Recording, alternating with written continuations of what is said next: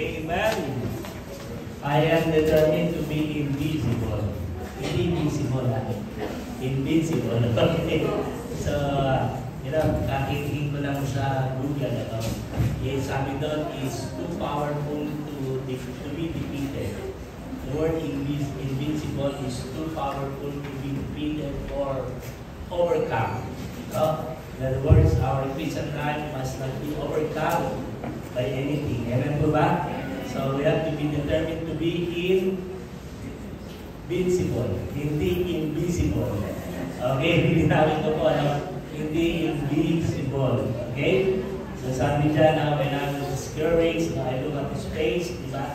When I'm, sabi dyan, I am looking for the faith. Okay? Let's open our Bible, para sa ating, sino magtutulong